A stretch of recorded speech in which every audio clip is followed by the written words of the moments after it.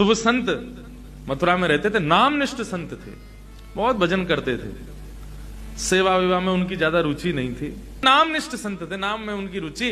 एक दिन वो रोज ब्रजवासियों के यहाँ जाते थे और आटे की भिक्षा लेके आते थे और आटा ला करके उसमें यमुना जल मिला के उसको गूंद के उसी का टिक्कर बना के पका के बढ़िया प्रेम से ठाकुर जी के नाम रूप को ही स्मरण करके उसका भोग लगा के रूखे आटे की रोटी टिक्कर ही पाते थे।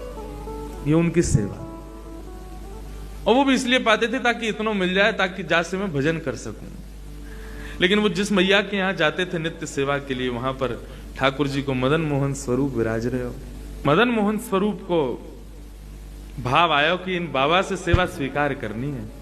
ऐसे ही वो बाबा पे मन आ गयो, भिक्षा लेवे के लिए आए, सो मैया ने आटे की भिक्षा दे दी, बाबा जैसे चले गए, सो रात्रि में मैया के स्वप्न में ठाकुर जी प्रकट है गए, रोने लगे। मैया बोली, लाल जी कहा भय हो, मैंने सेवा में कोई अपराध किया?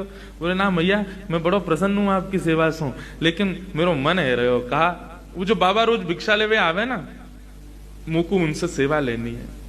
मैया बोली, तो आज्ञा करो। बोले, आज्ञा यही है, कल वो आम में तो उनको भिक्षा के रूप में मोह दे दियो, मैं उनके संग चलो जाऊंगा। मैया बहुत रोई, मेरी सेवा में कोई कमी? लाल जी बोले, मैया तेरी सेवा पूर्ण है गई, मैं तो नित्य रहूंगा, तू तो कल चली जाएगी, मैं तो नित्य विराजे वाला हूं, मैं अपनी आगे की व्यवस्था कर रहा हूं, तो को तो कछु दिना में चलो जानो है, मैं कहां सेवा करवाऊंगा अपनी, तो मुझको बाबा को दे दे। मैया बोली, मेरा तो मन न माने, आप मेरे हृदय हैं। बोले, प्रभु आप कृपा करो, मुझको उन्हीं को दे दो। दूसरे दिन बाबा जैसे पधारे, मैया रोती रोती गई, बाबा तुमने कहा कर दियो, कोई टोना टोटका कियो? बोले, कहा मैंने कहा कियो मैया? अरे मेरो लाला रो रहा है, रात भर रोयो कि मुझको बाबा के पास जानो, उनके पास ही रहूंगा, उनसे सेवा लूंगा। मैया, कहाँ है ठाकुर जी? बोले, भीतर विराज रहे हैं। ठाकुर जी बोले, आप रात्रि सपने में आज ठाकुर जी आवे तो कह दियो मुंह पे सेवा विवा ना आवे, और ना मुंह पे जगह न बिठावे की, सुलावे की, खिलावे की, मुंह पे कछू ना है। भोजन के नाम पे केवल या सूखे आटे में यमुना जल मिला के वही की टिक्कर बना के पाऊं मैं, अगर इनको स्वीकार हो, मेरी कुटिया में न एक सी जगह बा में बैठनो स्वीकार हो, न सैन सही आए, कछू ना है मेरे पास, ये सब व्यवस्थाएं मेरी हैं, यदि इनको स्वीकार हो तो ले जाऊंगा, नहीं तो मैं अपना नाम जप में ही प्रवृत्त रहूंगा। भैया ने कहा, हाँ तुमने बढ़िया बताई, बढ़िया, मैं बता दूंगी, बहुत बुरी व्यवस्था है, मना कर दूं, मत जा। रात्रि में ठाकुर जी प्रकट हुए, मैया तेने दियो नहीं? बोला, अरे बाकी यहाँ कछु व्यवस्था ना है, छोटी सी कुटिया में रे, भोजन पानी कछु करे ना है, तुम्हें कछु खवावेगो ना, तुम्हें 8-8 बार भोजन करनो दिन में। बोली, तुम इतना खाओ, बाबा कैसे खवावेगो? बोले, मैया चाहे कछु नहीं खवावे, चाहे मुझ को एक कोने में रखे, मुझ को नवावे धुआवे ना, लेकिन मुझ को वहां से सेवा चाहिए, वहां की सेवा में सुख मिले। मैया बोली, तुम्हें जानो है तो तुम कैसे जाओगे? दूसरे दिन बाबा आए, बाबा इन्हें कोई व्यवस्था ना चाहिए, कछु ना चाहिए, यूं कह रहे जैसे बाबा रखेगा वैसे रह लूंगा, लेकिन रहूंगा उन्हीं के पास। बाबा बोले, ठीक है लाओ दो। ठाकुर जी आए, तो ठाकुर जी को लेकर के अपनी कुटिया में लाए, एक कोने में नेक हल्क को पत्रों से कपड़ा बिछा के वहां पर ठाकुर जी को विराजमान कर दियो। अब बाबा को तो रोज को 20-21 घंटा को नियम नाम जप को, बाबा अपना नाम जप करे, ठाकुर जी बैठे कोने में बड़े मस्त, आनंद है रो ने। लेकिन 10-12 घंटा तक तो भूख रोक ली ठाकुर जी ने। बाकी बात देखिए भाई, बहुत तगड़ो भजन है, 22 घंटा 20 घंटा बैठ के कुछ खावे ही ना है।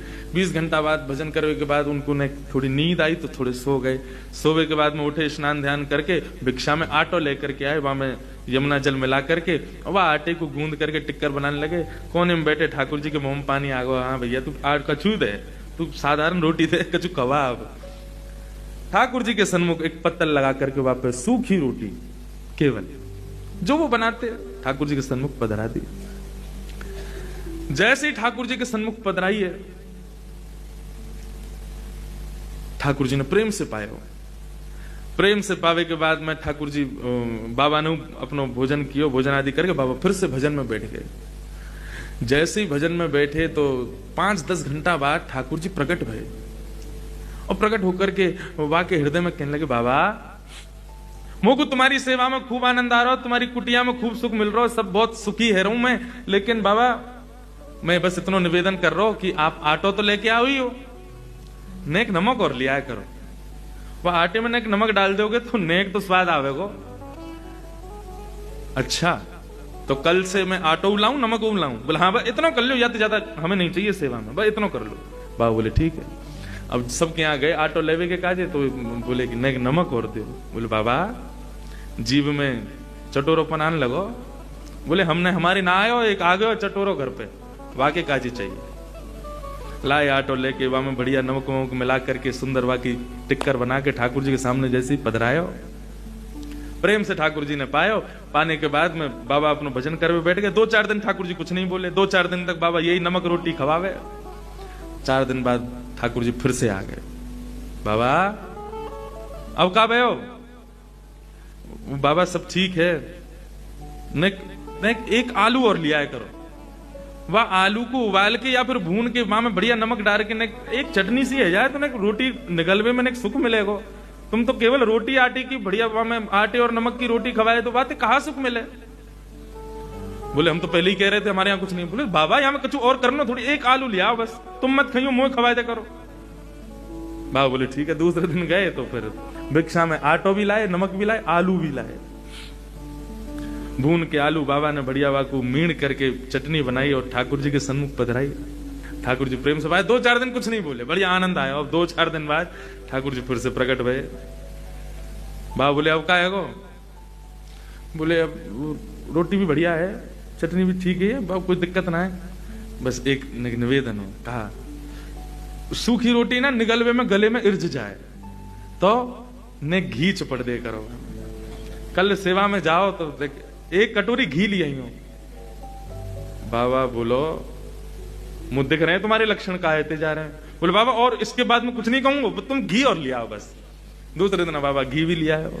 अब रोटी बने, आलू की चटनी बने और उनमें घी डले। ठाकुर जी प्रेम से 10-15 दिन कछु नहीं बोले। एक दिन ठाकुर जी फिर प्रकट भये। जैसे ही प्रकट भये बाबा ने अपनी माला छोड़ी, ठाकुर जी उठाए वो मैया के यहाँ ले गए, ले धल्ले है। बार बार आ जाए और आके कभी न्यो लिया, कभी आय लिया, कभी वाय लिया, मुंह पे ना होगी मेरो नाम छूटता जा रहा है। जैसे ही ठाकुर जी बाबा मैया को देने लगे, ठाकुर जी दौड़ करके बाबा के गले से लिपट गए। बाबा तुम जैसे रखोगे रहूंगा, लेकिन रहूंगा तुम्हारे पास, अब ना जाऊंगा कहीं। कैसे कृपालु है, कैसे दयालु है नाथ।